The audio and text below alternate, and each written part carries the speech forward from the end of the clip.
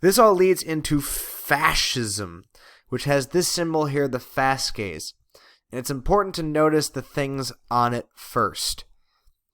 The fasces is a Roman symbol of power and authority that combines multiple wooden rods bundled together with an axe in it. It's this idea of unity provides strength, and that strength provides unity. This double idea of this power symbol.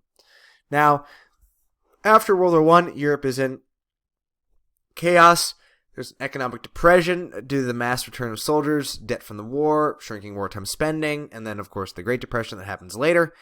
And there's a sense in some countries like Germany and Italy that they've been betrayed by the Treaty of Versailles. Germany we know because of the loss of territory, the blame, and also the debt they have to pay.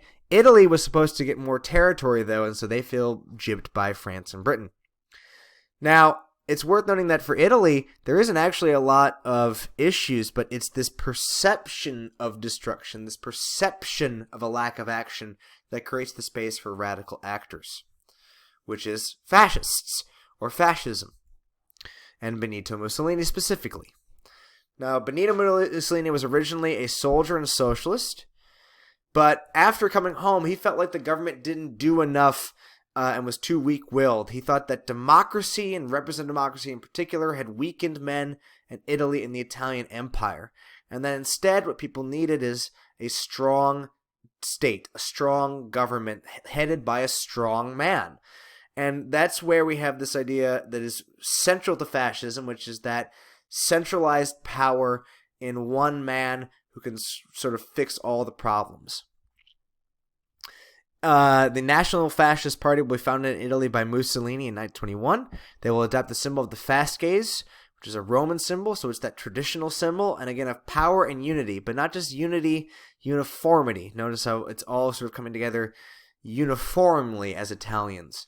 And the idea is to unite Italy through strong government power and symbols.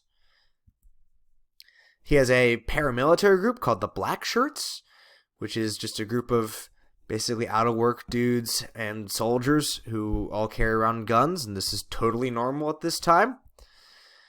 Here's them marching.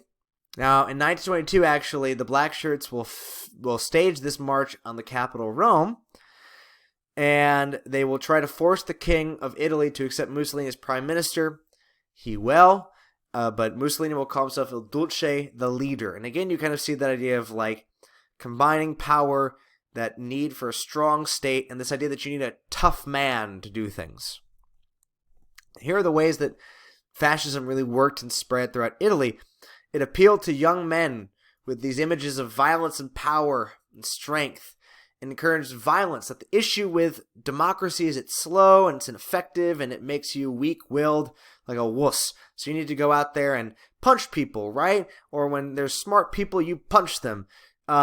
It also works on doing a lot of marching and censorship, and lots of education to believe in fascism and believe that the state is providing for you even when it isn't.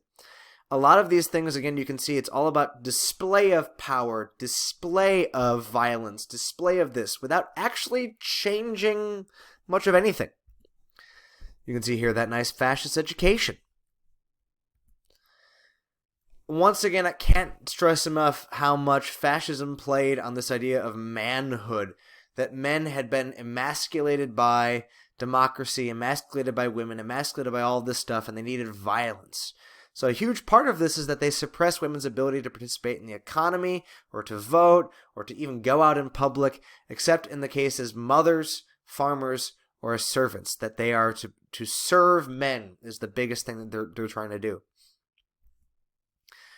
Now, what's wild about this is how fascists have what Mr. Yedek would talk about is that they're scared of their shadow, or they have this kind of like inferiority complex with them, which is that they appeal oftentimes to manliness, even in their statuary, like this is a statuary in Germany, but not every aspect. So you'll notice that like, man, that chest is great and manly, but you notice other areas look a little bit less manly. And so oftentimes there's this constant idea of needing to act out masculinity in a hyperactive way as a way to counteract this like underlying kind of homosexuality to it.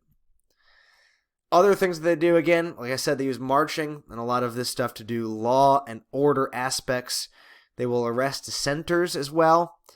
They will organize people into these massive sort of campaigns like the Battle of Wheat or the Battle of Thread or Silk production.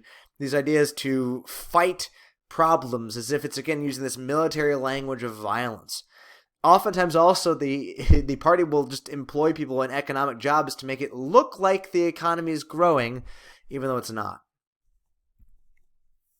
Now, what's amazing about this whole thing is that we left off in the last one. Fascism as a political ideology, unlike communism, which has a big theory with different stages, and it's got a big theorist like Marx and Engels, fascism doesn't have a big framework to it or systematic nature. It's very much a political system that's about picking and choosing things based on what you need it to be. It always likes tradition. So like in Italy, Mussolini will partner with the Catholic Church under what's called the Lateran Agreement, where it gives the Catholic Church control over Vatican City in 1929. But it's not like Mussolini himself is a great believer in tradition. He just uses tradition because that's what fits his idea of the worldview. Similarly, fascists always push for modernization of the military and industry and technology. At the same time, though, they don't push for any of the democratic values that come along with increasing technology, where you can share different thoughts or different views. It's all for the purpose of the strong leader and the strong national government. That's the Lateran Agreement being signed there. Fascism also loves slogans because slogans give the sense of action and doing things without actually making large-scale changes to help individual workers, like bring order, restore Italy, return to greatness, Italy for Italians, defend Italy, do your duty to the state, all that kind of stuff. But there isn't a clear policy to go along with it. What matters always in fascism is power of the state and the cult of personality around the trusted leader. In the case of Italy, it's Mussolini.